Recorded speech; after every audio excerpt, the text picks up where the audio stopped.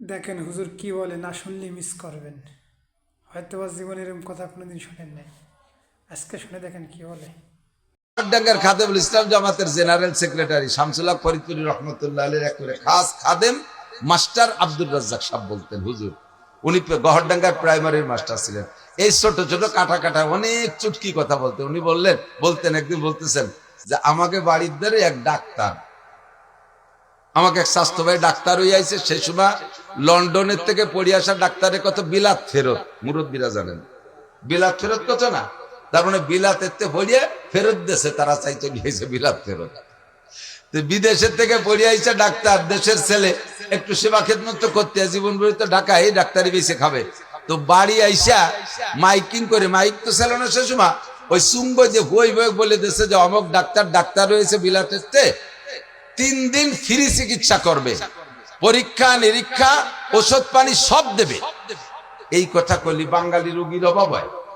Serial ধরে আইসা দেখাচ্ছে আর উনি ঔষধ দিচ্ছে, চিকিৎসা করতেছে, পরীক্ষা করতেছে, ঔষধ দিচ্ছে, দিয়ে যাচ্ছে। এই দেখা ওনার এক দাদা সোয়াটা খানিক হবে বয়স, সোয়াটা খানিক পর্যন্ত 100 হবে। তো এইরকম বুড়ো কায়দা মতো বুড়ো রুকু হয়ে থাকে সবসময়, কিচ্ছু চহে দেয় না। তো এই বুড়ো আইসে বলতেছে, বাড়ি তুই তো বিদেশেতে ডাক্তার হয়েছিস, তুই তো মেলা মানুষের চিকিৎসা করলে, আমি তো দাদা ওই গোষ্ঠীর মানুষ, আমার একটু চিকিৎসা দি। দাদা তোমার কি কি সমস্যা? 1 নম্বর সমস্যা হলো আগে লোহা খালিও হজম হয়ে যেত, আর এখন সাদা যাও খালিও ওইভাবে বার হয়ে যায়, দেখতে তা পেটের মধ্যে যে আটায়ও না, দেখ দিয়ে কি আর আছে। পরীক্ষা নিরীক্ষা করে দেখা, দাদা তোমার এই পাকস্থলীর শক্তি শেষ, এখন যদি ভালো কিছু হতে এই পাকস্থলী ফেলাই দিয়ে নতুন একটা লাগাতে হবে, আর এটা সম্ভব না, কাজেই তোমার এই রোগ হলো বার্ধক্যজনিত কারণ। এটা কোন কারণ? বার্ধক্যজনিত কারণ, দুর্বলতা, ইয়া সারার কোনো ঔষধ নেই। তা দে বাদ দে, ওটা দে, আর একটা ধর। আগে আমি দিনের বেলাও তারা দেখতাম, কিন্তু রাত্রিও তো চাঁদরা দেখিনি। দেখবি সোহেল কি হলো, ভালো করে চোখ দে, চোখে পাওয়ার একটু থাকলি না, চশমা দিলে আর একটু বাড়ে। তার ভিতরে এমন মাইর খাইছো, দাদা তোমার এটাও সারবে না, এটাও বার্ধক্যজনিত কারণ। এটা কোন কারণ? বার্ধক্যজনিত কারণ। থাকতো এটা বাদ দে, দেখবি আগে আমার এই চামড়া কি সুন্দর টাইট ছিল, তেল তেলে গরুর গলার মতো ঝুলিয়ে গেছে গাই জায়গায়, এরে কিভাবে ফিরে টাইট করা যায়? ও কি পাম্পার দিয়ে ফুলবে নাকি? দাদা এটাও আর টাইট হবে না, এটাও বার্ধক্যজনিত কারণ।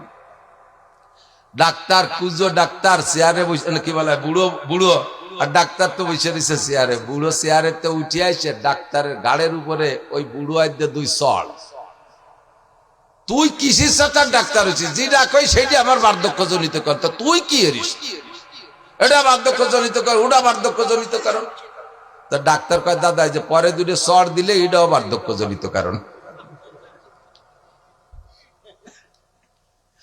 আমি এত রাগ হলাম না, বয়স থাকলে বুঝতে যে ডাক্তাররা চড়ানো যায় না, বার্ধক্যজনিত কারণে চড় 2টিও দিলিয়া। তো বুড়োকে বার্ধক্যজনিত কারণে এরকম সব শেষ হয়ে গেছে। কথা কন, যারা ফাজলামি করো তারা আসো, আল্লাহু আকবার। এই গানের নাম শুনলে, এদিকটা আগে তো যথেষ্ট গান ছিল, গান গান গান হতো না, জারি যাত্রা, করসা কাশির গান, গুণযাত্রা, তারপরে আরো কত কি বাউল গান, ফাউল গান, বিশের গান, এগুলো ছিল না? এই গান ছিল না এই দেশে? তো এই গান শুনতে মাইলকে মাইল চলে যাইতেন আপনারা। এখন সে গানগুলো শেষ। 2-1টা গান আছে আমাদের ওদিকে, আছে গাজীর গান গায় বড় বড় মোসালা, মুসলমান না ঠাউর বোঝা যায় না, পুরি পরিমাণ মারেফাত শরিয়াতের কথা এই গানের মধ্যে কয়, আর কইতে কয় ডাক্তার হুজুর গে চ্যালেঞ্জ। আমি বুখারী মুসলিম, হযরত মাওলানা মুমতাজ